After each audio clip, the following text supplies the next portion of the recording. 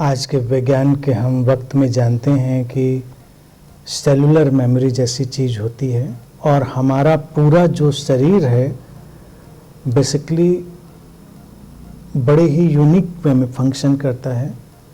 और अभी तो जो रिसर्चर्स हैं वो कहते हैं कि हर सेल का अपना एक माइंड है, हर सेल अपने ढंग से इंटरेक्ट करती है, अपने ढंग से निर्णय लेती है, अपने ढंग से वो, और फिर अलाइनमेंट में भी है। वही ऑर्गेनिक यूनिटी है। जैसे कि हम पूरी बॉडी में हैं, ऐसे ही पूरी यूनिवर्स में है। तो भारत के ऋषियों ने जो पहले बात कही थी, जैसा ये पिंड है वैसा ही ब्रह्मांड है, तो आज के वैज्ञानिक संदर्भ में भी वो बात वैसे ही लागू होती है। जैसे ऑर्गेनिक यूनिटी हमारी बॉडी में है, वैसे ही हम इस कॉस्मॉस में भी उस ऑर्गेनिक यूनिटी की तरह हैं।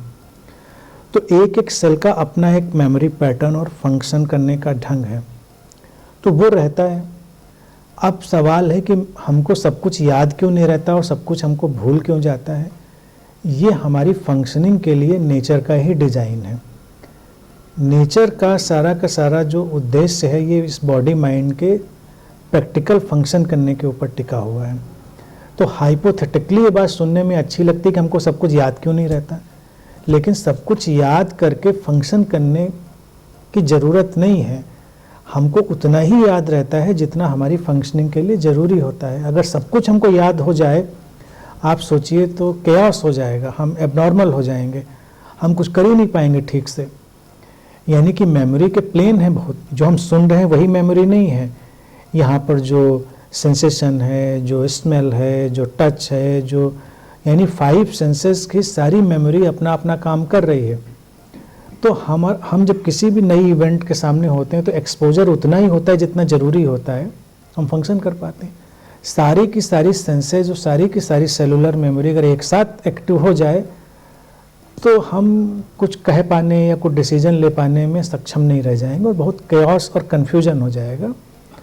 तो इसीलिए नेचर का ये डिज़ाइन है कि ऐसा नहीं होता। सेलेक्टिव मेमोरी का पैटर्न हमारे माइंड में है। ब्रेन उसके लिए अपना जो सर्किट्स हैं उनका यूज करता है और हम सेलेक्टिव मेमोरी में ही जिएंगे, वही यूटिलिटी है। और दूसरी बात, जो डुप्लीकेट की बात करें, डुप्लीकेट तो सचमुच में यहाँ कुछ भी नहीं होता है।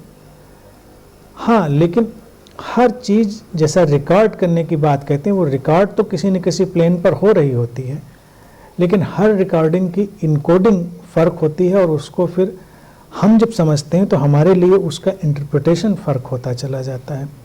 इसीलिए अगर वो मेमोरी है भी तो एक ही मेमोरी का हर व्यक्ति के लिए मतलब एक ही नहीं होगा। एक ही मेमोरी का हर व्यक्ति के लिए मतलब अलग अलग होता जाएगा और वो हमारे मोमेंट टू मोमेंट बदलते हुए जो एक्सपीरियंस और कंडीशनिंग है उसके हिसाब से बदलती चली जाएगी।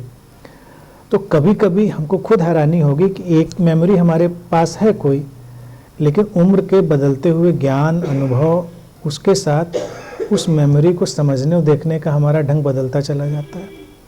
तो मेमोरी नहीं बदली, लेकिन हमारा परसेप्शन बदल गया। तो हम परसेप्शन के इस लगातार विकसित होते हुए एक फ्लो में हैं। तो जीवन ऐसा ही है और जीवन का हमेशा उद्देश्य जो है उसकी फंक्शनल यूटिलिटी में है, इसलिए ऐसा ही रहेगा।